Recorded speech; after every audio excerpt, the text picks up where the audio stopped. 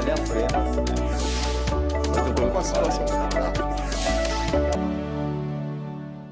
Olá, o programa em discussão especial de hoje vai falar sobre ódio na internet. O que faz pessoas comuns adotarem uma postura agressiva no mundo virtual, atacando outras por motivos muitas vezes banais. Em vez de as pessoas se tornarem mais abertas a novas ideias, estão se tornando mais conservadoras e combativas. Alguns estudos já foram conduzidos por pesquisadores a fim de descobrir o que está acontecendo. Um deles foi publicado por uma revista americana e mostra que os usuários estão somente buscando visões que reforcem suas opiniões, em vez de justamente aproveitar a diversidade que as redes sociais oferecem para rever conceitos e preconceitos. E para falar sobre esse assunto, nós vamos conversar com Wesley Pinheiro, que é professor de Comunicação e Marketing da Fapcom. Seja muito bem-vindo, Wesley. O texto, a gente está falando bastante de bolhas, Quer dizer, as pessoas estão ali vivendo nas bolhas e elas acabaram gostando desse ambiente da bolha e resolveram ficar na bolha e não estão ouvindo aí outras opiniões, é isso? Bem, nós sempre vivemos em bolhas, É claro que esse termo ficou mais discutido a partir das mídias sociais, da popularidade da internet, mas o fato é que a gente sempre viveu em bolhas. Tem uma fala da Raquel Recoeiro, que é uma pesquisadora do Rio Grande do Sul, que eu acho que é interessante para entender essa relação das bolhas e a relação com as mídias sociais, que depois vão culminar nesses discursos de ódio, é que a gente sempre se aproxima de quem é parecido com a gente. Então você pensa, a internet, mídia social, você tem uma diversidade de possibilidades de pessoas, diferentes de pensamentos, diferentes posturas, diferentes hábitos, mas o fato é que a gente só se aproxima de quem é parecido com a gente. Essas bolhas vão se criando por conta desses laços, dessas proximidades. O grande problema é que quando eu tenho muitos grupos em um ambiente que eles deveriam se conectar, dialogar, você entra em choque, porque você tem um grupo sempre versus um outro. Em um momento da sociedade que a gente tem de alta polarização, isso torna extremamente perigoso.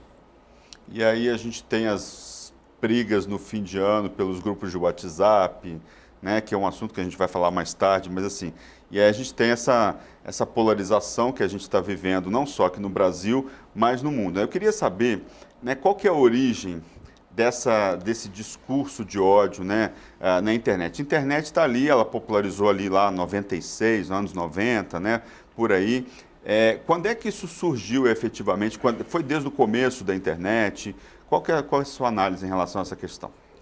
Bem, eu acho que a questão do discurso de ódio ele se torna muito mais forte a partir das mídias sociais. Então isso vai ter uma força muito maior a partir de 2006, com a chegada de Orkut, Facebook, enfim, Porque nesse ambiente é que você tem mais discussão, é nesse ambiente que você tem mais visibilidade de outras parcelas da sociedade que até então não existiam. É aí onde vão haver os choques.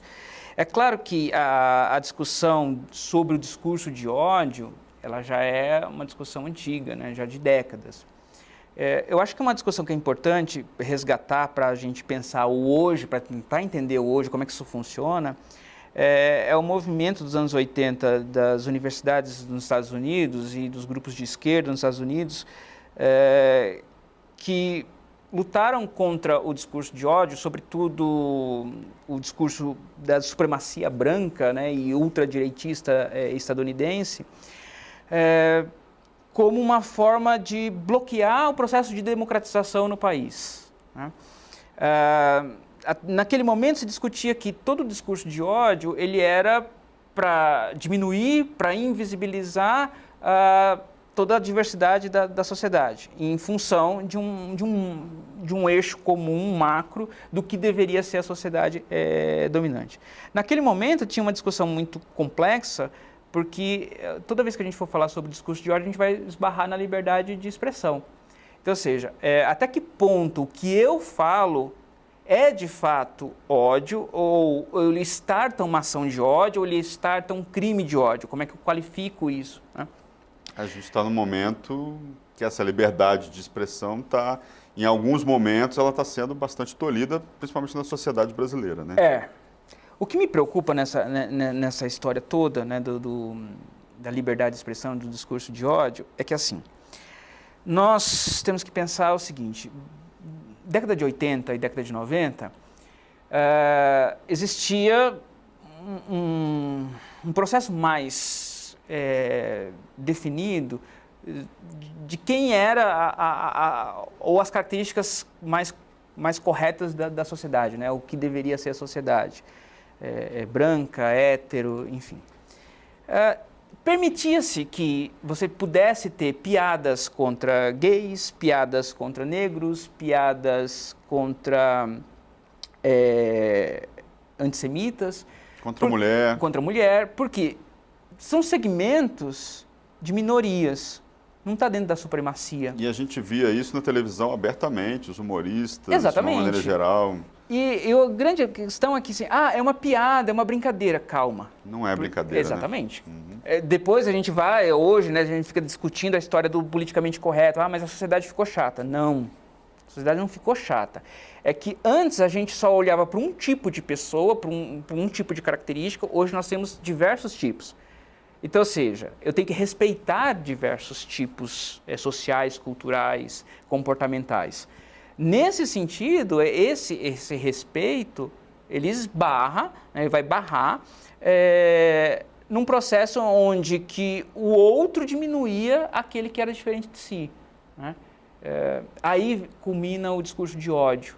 E a internet é um ambiente ideal para isso, porque você, entre aspas, está ali no anonimato da sua casa e mais fácil, às vezes, você divulgar aquele discurso ali, porque as pessoas acham que estão anônimas, mas não estão, né? Uhum. E tal. Tem a ver isso que eu estou falando, professor? Tem duas coisas aí importantes, né? Tem a história do anonimato e tem a história, né,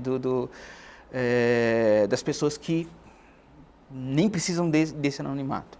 Vou pegar a fala do Humberto Eco. Ele deu uma entrevista uma vez e ele disse uma coisa que foi uma polêmica, essa fala dele, né? Ele disse que a internet deu, sobretudo as mídias sociais... Essa frase é famosa.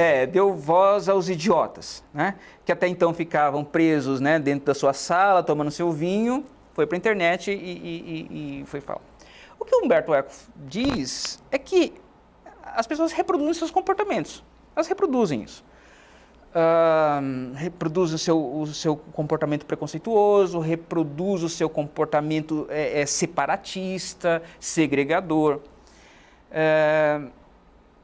O maior problema dessa história toda é que a gente fala sobre o discurso de ódio, mas a gente na realidade não trabalha a questão da aceitação, a gente não trabalha o quanto aquele discurso de ódio pode efetivamente afetar o outro e pior, se a gente deixar de ter o discurso de ódio, não significa que a gente vai ficar menor do que o outro, aquele que é afetado, porque ele é usado como uma arma. Eu acho que esse é o grande problema. O discurso de ódio ele é usado como uma arma, especialmente por uma questão, por exemplo, política, porque ele mexe com as emoções, né? Ódio é uma emoção. Se a gente parar para pensar, quanto mais ódio você tiver, menos racionalidade você tem, menos você pensa e mais você ataca. Tem gente que fala que o ódio e o amor estão ali lado a lado. Não sei se... Eu diria ódio e a paixão, né, que são as coisas mais viscerais. Mas como a psicologia e a psiquiatria não é meu campo de atuação, eu vou me ater nessa questão da emoção. A comunicação trabalha com isso o tempo todo, né? Publicidade, por exemplo, quando a gente quer, de fato, convencer um determinado grupo de consumidor, a gente vai apelar pela emoção. O discurso de ódio, ele apela para a emoção, só que ele apela para a emoção de uma forma negativa. Ela vem pela questão da rejeição, então você imagina. Olha só, teve uma drag queen, né, a Pablo Vittar, que nos últimos anos ficou extremamente famosa, agora está ficando famosa no exterior, né? Uma carreira internacional, enfim. Ela dá visibilidade para um movimento extremamente importante no país, né? Que é o movimento LGBTQ. Ela foi usada em diversas fake news, assim, a gente fala às vezes de fake news, de uma notícia falsa, né? Mas chega num momento que a coisa é tão esdrúxula que você fala, como é que as pessoas entendem isso? Criaram nota de R$50 com a imagem da Pablo Vittar. Criaram notícia de que a Pablo Vittar ia ter um programa na Globo, ao estilo da Xuxa, ia ter um quadro chamado A Criança Viada. Bem, por que se faz isso? Porque existe uma tendência nossa da sociedade, uma grande parcela da sociedade altamente conservadora, que tem um medo muito grande de como é que esses movimentos eles vão ter liberdade, como é que eles avançam, e ao avançar eu vou perder o meu espaço, então eles têm um medo muito grande de perda de espaço. Se eu prolifero esses elementos falsos, eu vou provocar o ódio. Na hora que eu provoco o ódio, esse discurso ele vai começar a capilarizar em outras vertentes. Na vertente da segregação, na vertente da política. Então você cria alguns mecanismos que vão startar não só o discurso, mas a reação efetivamente de ódio. Lá na frente você vai ter os crimes, por exemplo, contra LGBTs, você vai ter os crimes contra a mulher, você vai ter os crimes contra negros, enfim. Quais são as formas hoje, né, dessa propagação? Como é que você vê as formas de propagação desse discurso de ódio hoje na internet? E como que foi a evolução disso a partir das redes sociais lá em 2006 que você estava falando? Olha, para a gente entender um pouco essa questão dessa evolução, entender a virtualidade, né? O que é o virtual e o que é o real. Eu percebo que a maior parte das pessoas acha que o virtual você pode fazer tudo, né? Parece que não tem limites o virtual. O que eu tenho percebido quando se analisa os discursos de ódio, por exemplo, em comentários de notícia em jornal eletrônico. Se encontra muito fácil isso, o discurso de ódio, dependendo do tema que está sendo pautado. Pode ser um tema de esporte, briga, por exemplo, entre torcidas, uma questão política, uma questão de religião. Você percebe que é o seguinte, no mundo real, a pessoa não olha para o outro e fala, eu vou te matar, eu vou quebrar sua cara. Porque sabe que no mundo real, a ação vem com a reação. No mundo virtual, você começa a perceber isso. A pessoa ela vai com mais força, ela vai com mais raiva, ela vai com uma intensidade emocional muito mais forte para atacar, para diminuir o outro. Por quê? Possivelmente porque ela se sente protegida dentro daquele ambiente virtual. O grande problema dessa história toda é que basta um atacar para outros começarem a atacar também. Isso já gerou a proliferação dos robozinhos, né, os chamados robôs, perfis falsos, que startam um discurso de ódio, por exemplo, para as questões políticas partidárias. Você vê ali, por exemplo, às vezes está num comentário de uma notícia de jornal ou de portal, e aí está lá vários números e letras desconexas, né? Isso já é uma pista para você perceber o robô, né? E muita gente embarca nisso e acaba repercutindo esse discurso, né? Tem um autor que eu gosto bastante, que eu uso em sala de aula, chamado Jonah Berger. Ele tem um livro muito interessante chamado O Poder da Influência. Eu acho que cabe para a gente entender isso. Uma das discussões que ele vai trazer, que é uma discussão da psicologia, ele vai tratar do Maria vai com as outras, ou comportamento de bando, né? Basta um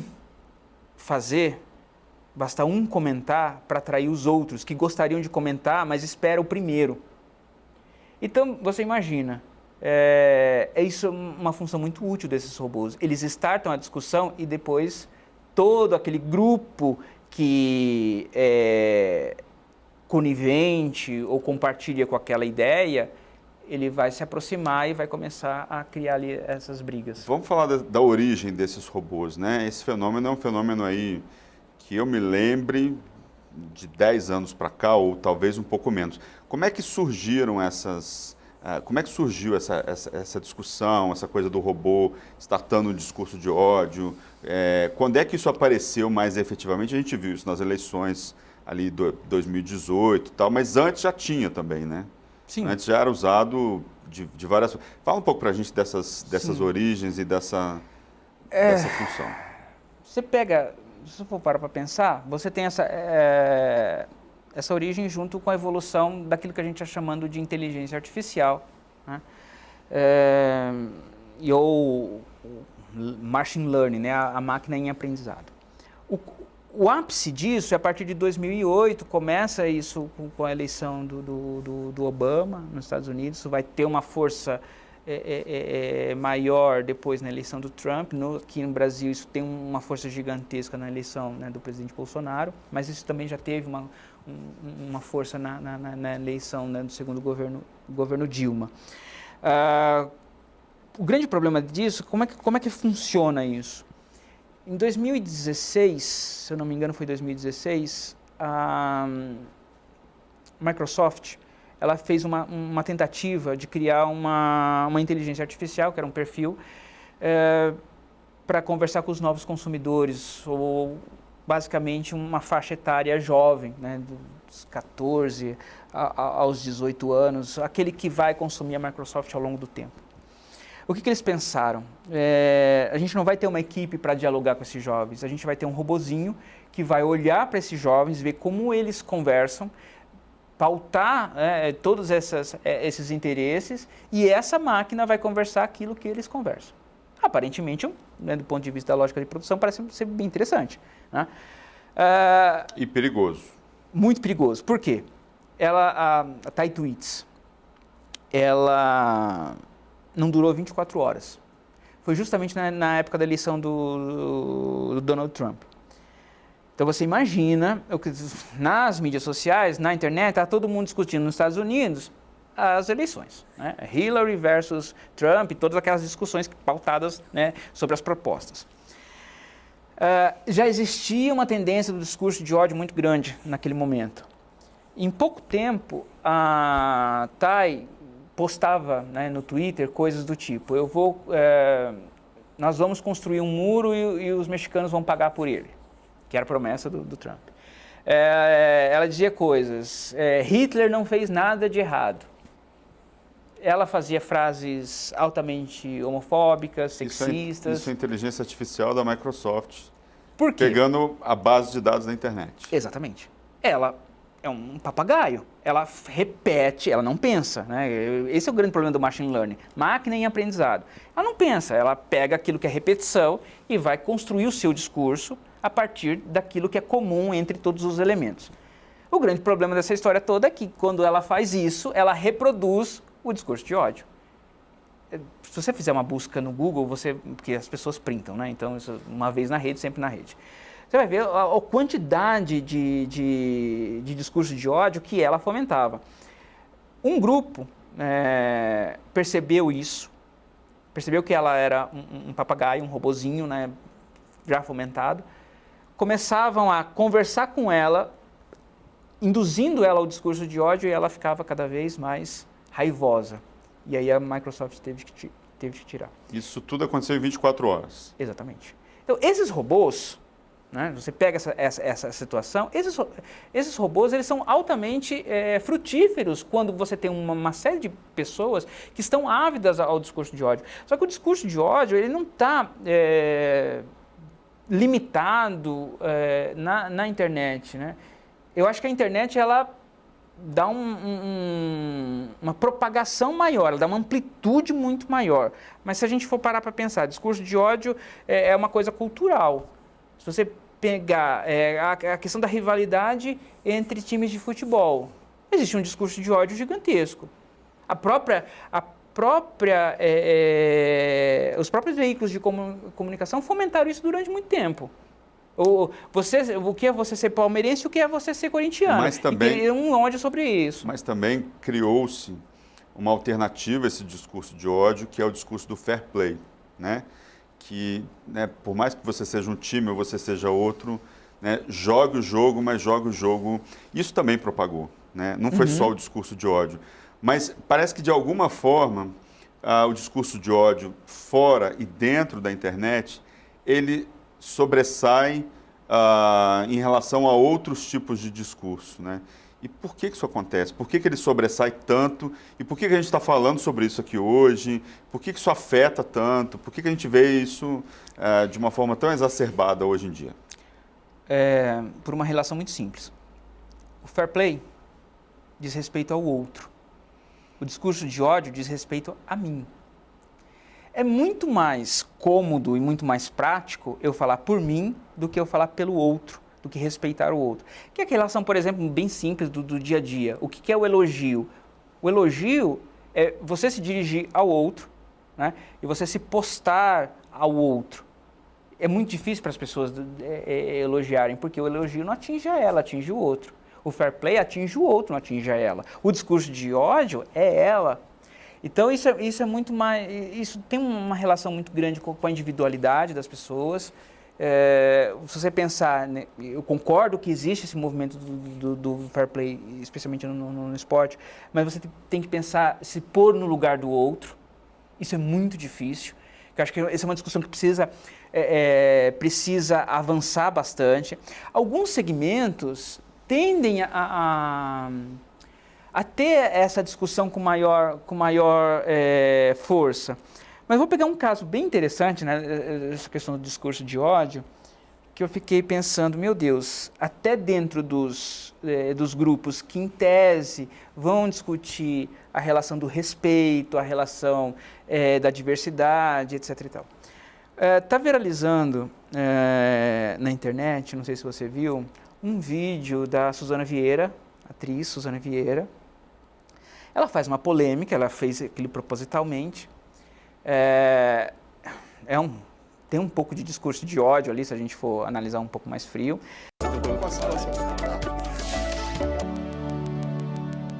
Estamos de volta com o programa em discussão, que hoje fala sobre ódio, discurso de ódio na internet. Aqui com a gente, o professor da Fapcom, Wesley Pinheiro.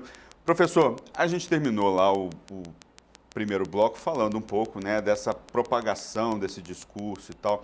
E aí, a gente já falou um pouco sobre isso também, eleições americanas, que teve aí propagação, vários tipos de propagação. E um marco aqui no Brasil foi as eleições de 2018, né, que a gente teve aí comunicação pelos grupos de WhatsApp e exatamente essa propagação desse discurso de ódio. Qual que é a análise que o senhor faz hoje, 2 anos depois, aí 1 ano e meio depois, em 2020? Me parece que solidificou. Nós não melhoramos. Eu acho que agora a coisa está enraizada.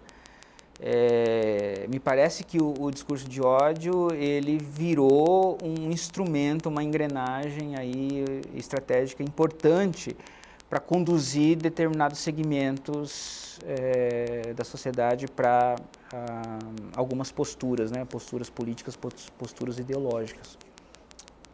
Por exemplo, ganhar votos. Ganhar votos. Mas não só isso. Não só isso. Tá. Mas, por exemplo, você vamos trazer uma questão que eu acho que é importante, que é a questão, por exemplo, da religião, né?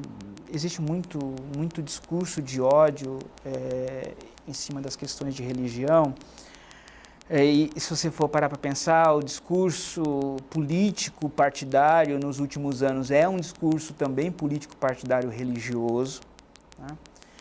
A gente tem bancada evangélica, né? A gente tem vários, não só religiosos, mas tem vários outros tipos de bancada, né? Tem a bancada ruralista, tem a bancada da arma, tem vários tipos de bancada hoje, né?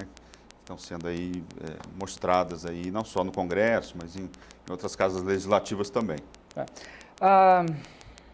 Se você parar para pensar nessa questão da religião, pensar religião, pensar todos os processos de segregação, né, que as várias religiões criam, né, causam, né, cada um na sua própria bolha, voltamos, né, para a ideia das bolhas. Existe um discurso de preconceito entre as religiões, né, e de intolerância. De intolerância, né, e não de respeito, né, e essa intolerância é de um medo, é um medo de perder espaço. Né? Há uma ascensão de um determinado grupo religioso, isso cria um certo medo, né, de um espaço de um outro grupo, e se começa uma discussão ali de briga, de competição. E por que o ódio vem, né? O ataque, né? Porque o ódio é um processo de ataque. Mais uma vez, quando a gente vai para o ódio, a gente vai para a irracionalidade, a gente vai para as emoções. e você odeia o que você teme, né? Isso eu acho que é uma coisa importante a gente parar para pensar. É fácil você odiar o que você teme, né? E para você não temer, né, você vai criar determinados, ou impor determinados comportamentos, ou impor determinadas decisões para que aquela pessoa deixe, né, de temer a perda do seu espaço. A gente não fala de convívio, né? A gente só fala, na realidade, de brigas alternadas de poderes. Né? E de protagonismo, E né? de protagonismo. Isso em todos os movimentos, não só das religiões, os movimentos sociais, enfim. Eu tenho uma série de preocupação em cima disso. Normalmente, existe uma discussão de um movimento sobrepor o outro. Isso é ruim, porque quando você tem um movimento de um sobrepor o outro, você vai para o ataque. Na hora que você vai para o ataque, você cria um campo frutífero para o discurso de ódio. Na hora que você vai para o discurso de ódio, você pega um grupo de pessoas aí que elas se tornam soldados. E elas vão estar prontas para o que der e vier. Isso, inclusive, no mundo real. Porque chega um momento, hoje, que a gente já não dissocia muito, né? O que é o real e o que é o virtual. Então, aquela pessoa que diz, eu te mato, num comentário de Facebook, ela pode, eventualmente, matar no mundo real.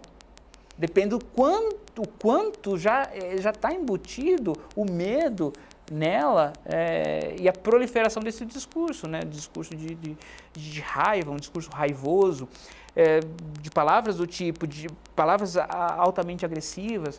Eu vou pegar um caso, já que a gente está falando de política, de eleição, de etc e tal, que independentemente de posição partidária, direita, esquerda, enfim, que é terrível no ser humano, que foi quando o neto do ex-presidente Lula faleceu, né? Havia muitas pessoas, assim, eu não estou falando de dezenas, estou falando de centenas e de milhares de pessoas em comentários nas notícias, né, que estavam fazendo a cobertura, alegres que a criança tinha morrido. A mesma coisa aconteceu quando a companheira dele faleceu. Exatamente. Né? Alegres com a morte.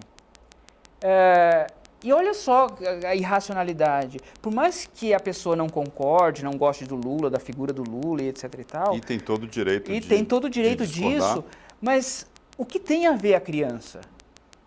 Né? Como é que eu não paro para pensar que esse meu discurso de ódio está faltando alguém que mal tinha condição de saber o que estava acontecendo?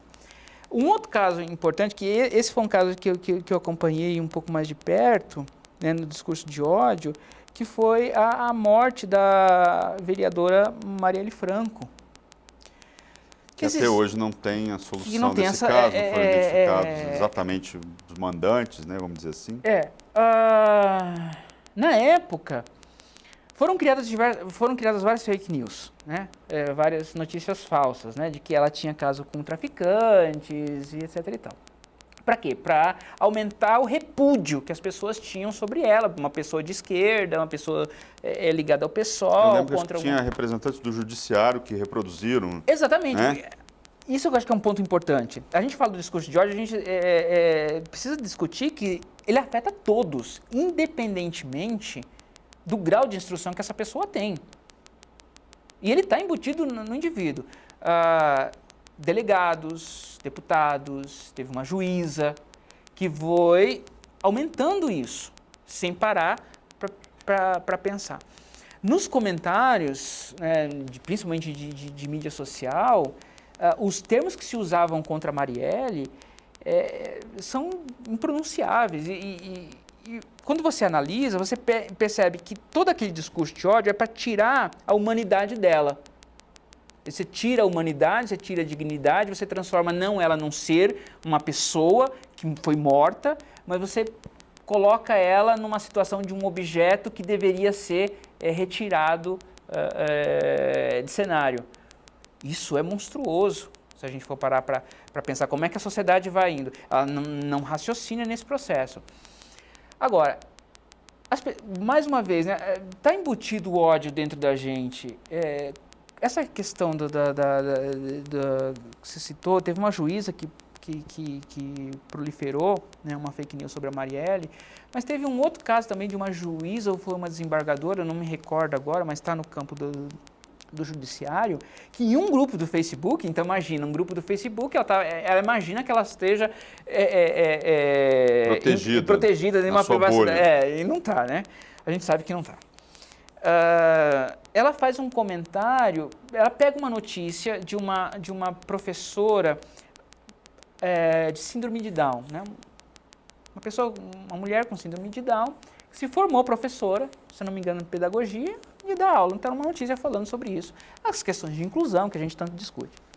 E ela faz um comentário extremamente odioso no Facebook, diminuindo essa pessoa, e mais ou menos assim, olha que ponto nós chegamos na sociedade, ter esse tipo de gente como professor. Então você diminui, você está, na realidade, reproduzindo, né, o ódio que você tem, a rejeição que você tem, né? Agora, uma pessoa altamente esclarecida, ou deveria ser altamente esclarecida. Pois é, e imparcial, né? Falando de grupos, né, de WhatsApp, a gente teve lá o escândalo lá que foi divulgado pelo Intercept, que mostrou que ninguém está protegido na sua bolha, né, o caso lá da Lava Jato e tal. Qual que é a nossa responsabilidade, né? A gente tem que parar para pensar. Eu já vi gente receber uma notícia, 2 segundos e já mandar para o grupo de WhatsApp.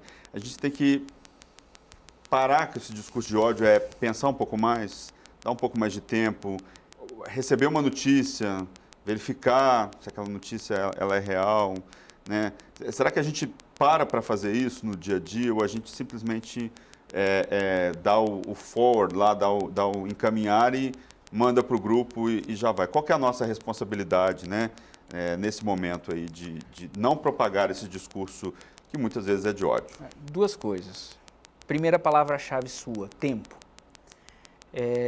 Eu entendo que hoje, eu acho que para a nossa sociedade contemporânea, a moeda mais cara nossa é o tempo. Tudo é muito acelerado, né? Se a gente vai para a internet, tudo é muito rápido, tudo acontece muito rápido. A gente aprendeu a pegar uma coisa e repassar isso, a fazer tudo com uma velocidade muito alta. E precisa ter essa velocidade? Precisa fazer isso rápido? Eu vejo, às vezes, gente correndo no trânsito e fazendo aquele zigue-zague na marginal, por exemplo. Eu paro e penso assim, mas qual que é o objetivo dessa pessoa? Essa pessoa está com pressa de quê? Onde que ela vai chegar? Né? E aí, esse assunto seu me fez lembrar esses momentos que eu vejo a pessoa Você concorda correndo. comigo que, assim, o que é precisar, ou você acreditar que você precisa? Esse que eu acho que é o X da questão. Algumas coisas se tornaram tão rotineiras, tão processuais, que a gente já vai fazendo sem parar para pensar. Que é uma naturalização, né? Qual é o risco de eu passar essa informação para frente? O quanto de pessoas que eu posso atingir, quem eu posso ferir com isso? De um outro ponto de vista, né, você tem essa questão da otimização, da aceleração, de eu não verificar porque eu não vou ter tempo e etc e tal, e eu vou confiando em alguns laços, né? Pensar, por exemplo, o WhatsApp, você confia em alguns laços que você tem o grupo da família, exatamente. Dos colegas de faculdade. E isso é pensado, isso é arquitetado, isso é estratégia. Eu ia falar isso. Isso não é jogado assim, de forma ao acaso. Agora, o que me preocupa quando a gente fala do discurso de ódio e fala das fake news, que também vão contribuir muito forte para isso, tem um trecho de uma canção do Cazuza que eu acho que é bem pertinente para essa discussão, né? O Cazuza canta: mentiras sinceras me interessam. Se aquela informação é o que eu quero ouvir, é o que me importa. E aí eu repasso. Então, ou seja, mais uma vez, eu sempre estou olhando para o eu, né? É uma mentira. E às vezes eu sei que é mentira. Mas ela me interessa. Essa que é a grande questão, né? Ela me interessa e eu vou propagar. Independentemente do quantas pessoas eu posso estar colocando em risco. Mas a gente tem aí, por exemplo, o WhatsApp eu acho que é o aplicativo mais complexo, né, percorrer, né, a capilaridade desses discursos. Depois vão tomar as outras mídias sociais. Me preocupa também que toda a discussão sobre isso, né, sobre esse ponto do discurso de ódio, como é que a gente controla isso, como é que a gente combate isso, né? E não me parece que existe uma solução mais adequada que não seja pela via do diálogo, que não seja pela via da conscientização, que não seja pela via da educação, que não seja pela via da informação. Não é pela via da legislação, não é pela via da punição. A gente precisa entender o que é de fato, o quanto uma determinada palavra, um determinado adjetivo afeta o outro e por que a gente quer afetar o outro. Será que a gente é tão raivoso assim? Que raiva é essa que a gente propaga? Por que a gente quer afetar o outro? Exatamente. É uma pergunta. Será que É uma pergunta para você responder, Wesley. Por que a gente quer afetar o outro? Porque eu acho que a gente perdeu, em algum momento, boa parte da capacidade humana que a gente tem, social que a gente tem. A gente afeta o outro tão rapidamente porque a gente despreza. Esse que eu acho que é o grande problema. A gente despreza as pessoas que estão ao nosso redor. Uma coisa que me chamou a atenção, a gente falou um pouco disso no primeiro bloco, foi essa luta pelo protagonismo, né? A gente falou que antes você tinha lá o homem branco, né? E hoje você tem outros grupos. Você começou uma luta pelos direitos, está lá, anos 50, Simone de Beauvoir, você tem a luta dos negros americanos, que é muito significativa. E aí você tem Stonewall, lá em Nova York.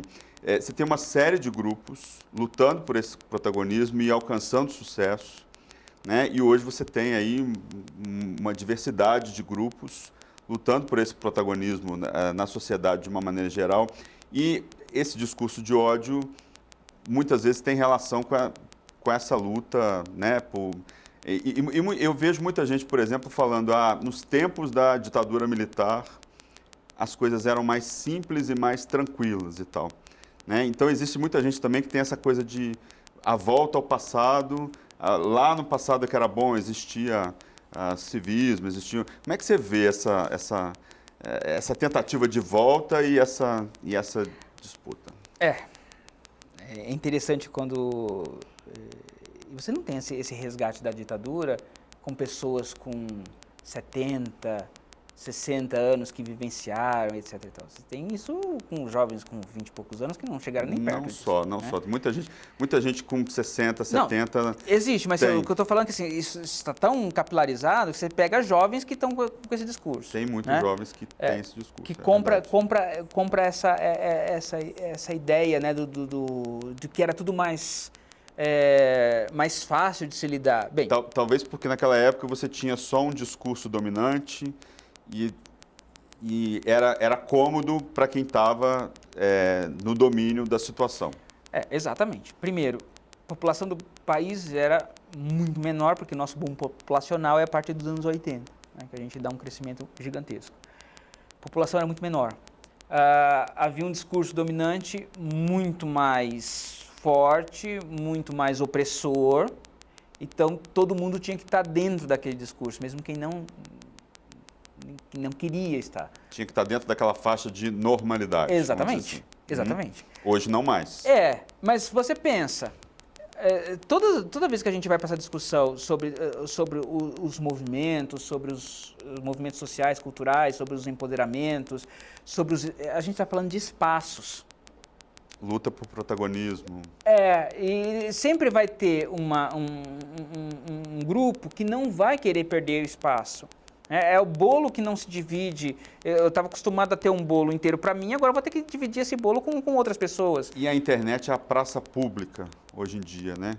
Como diria a minha orientadora do mestrado, a professora Ilusca, que a internet é o professor Zé Marques de Mello, também, não sei se ele falou isso, também falava que a internet é o palco ali de disputa, enfim, de uma maneira geral. Não só um palco de disputa, Mas eu acho que a internet, por mais difícil que seja aceitar isso, ela é um espaço para a gente olhar o ser humano de forma verdadeira, como ele é, ou como ele pensa, como ele age. No mundo real, algumas regras sociais, ele não usa determinadas expressões preconceituosas, racistas, sexistas, homofóbicas, ou anti-religiões, enfim. E na internet você usa, porque você pensa daquele jeito, e você sabe que tem um grupo que pensa daquele jeito e que vão aumentando. Isso faz com que esses movimentos, a volta da ditadura, comecem a aumentar. Isso faz com que movimentos do tipo neonazistas comecem a ter mais visibilidade, né? Sempre é um problema de espaço. O que precisa ser discutido é que existe espaço para todos.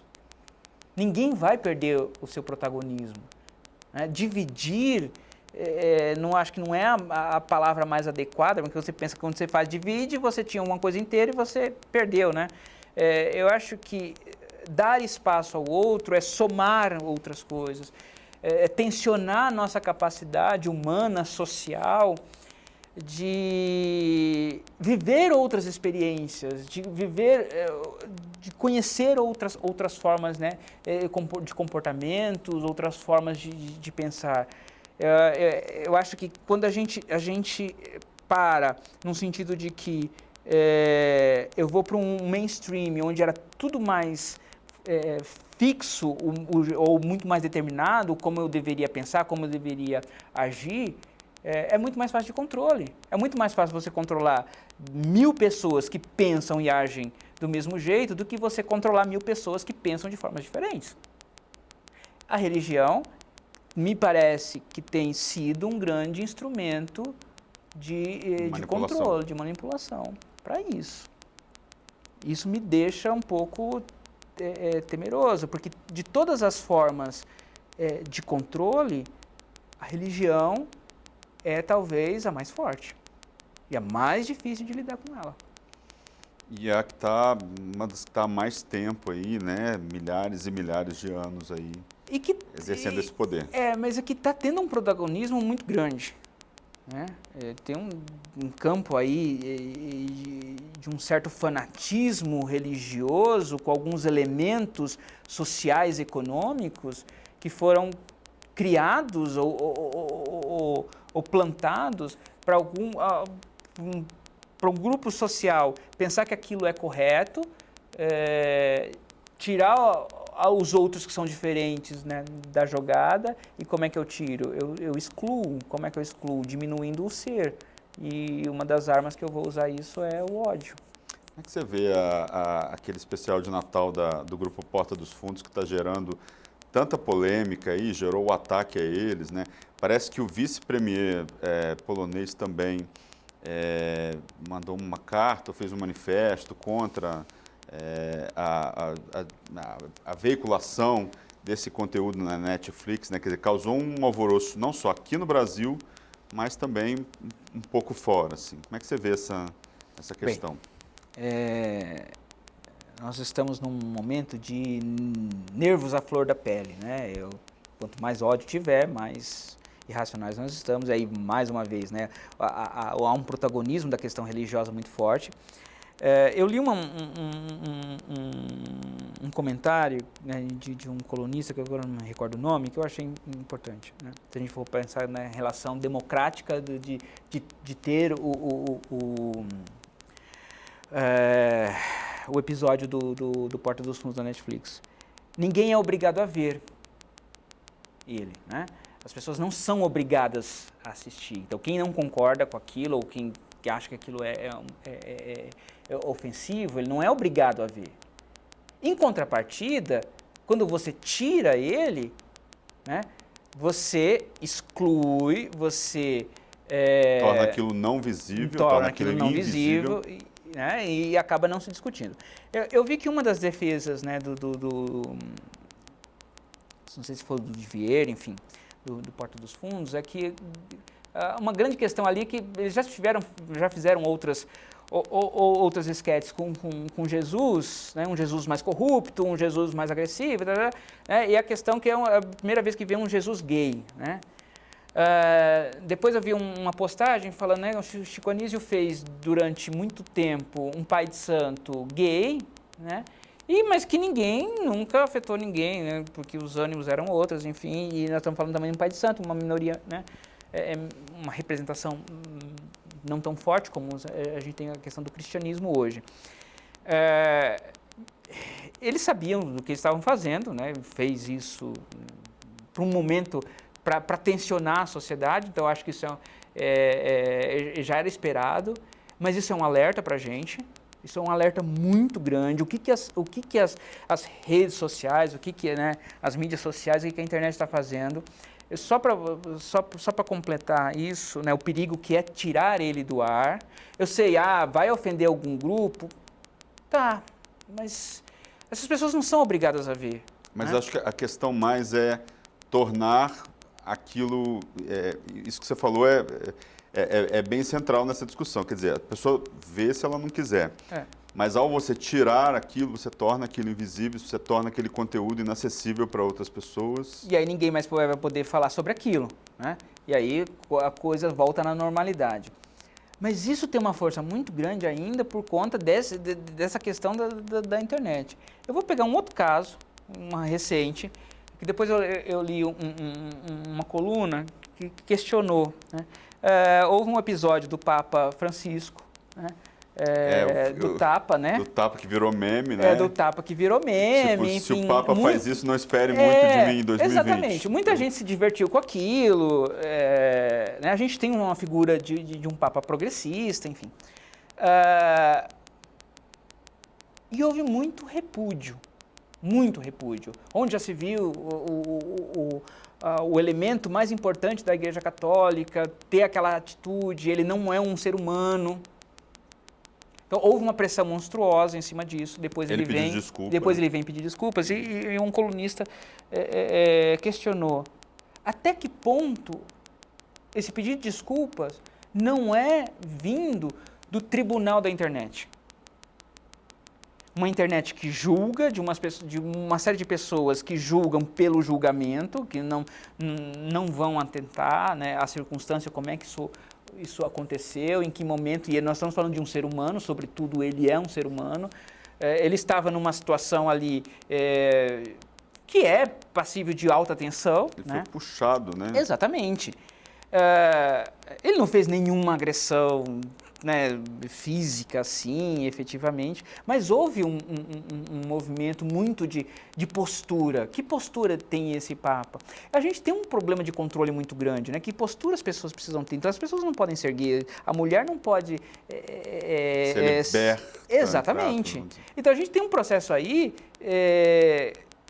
quase de volta de alguns séculos, porque era muito mais fácil de controlar.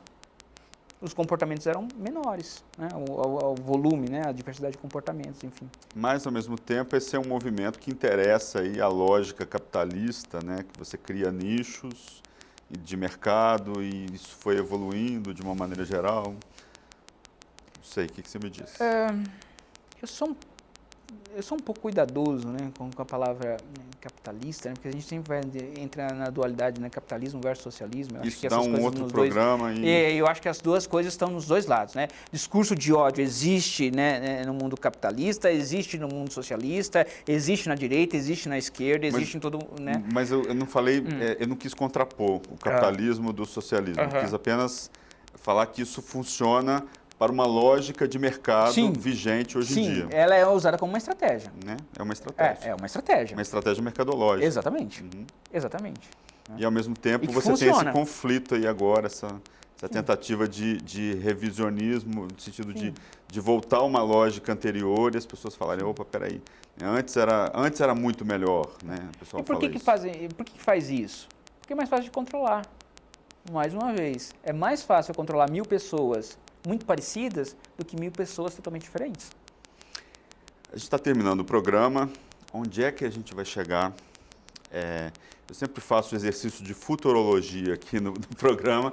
Onde é que a gente vai chegar? Esse discurso de ódio, ele vai crescer nos próximos anos, nas próximas décadas? A gente vai questionar e começar a questionar isso e mudar atitudes? Ou isso só vai crescer numa escala que vai ficar algo impensável aí no futuro?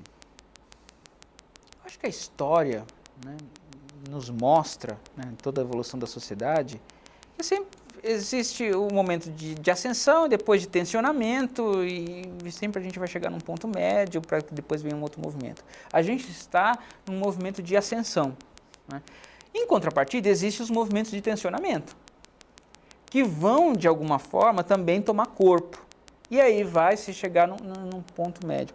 Eu prefiro pensar positivamente de que esses mecanismos não vão ser fortes o suficientes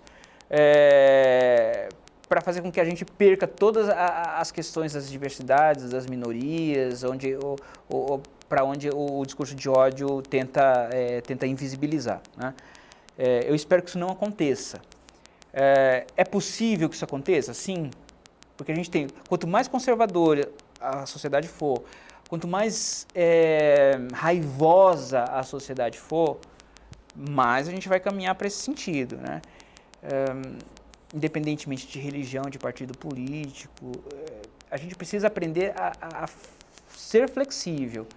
Eu acho que esse é o problema. Vamos torcer para que isso seja um momento, apenas um momento, né? Que esse ódio não continue, seja apenas um momento de aprendizado, e a partir desse aprendizado a gente faça amanhã uma sociedade cada vez melhor para todo mundo, né? Que aí, enfim, a gente vai ter uma vida bem melhor. Eu gostaria de agradecer a presença do professor Wesley Pinheiro. O programa de discussão especial de hoje termina aqui. Lembrando que você pode rever esse e outros programas da Rede Alesp no nosso canal no YouTube. É só digitar Rede Alesp. Nós esperamos vocês no próximo programa discutindo um outro assunto de relevância para a sociedade. Obrigado pela audiência e até lá.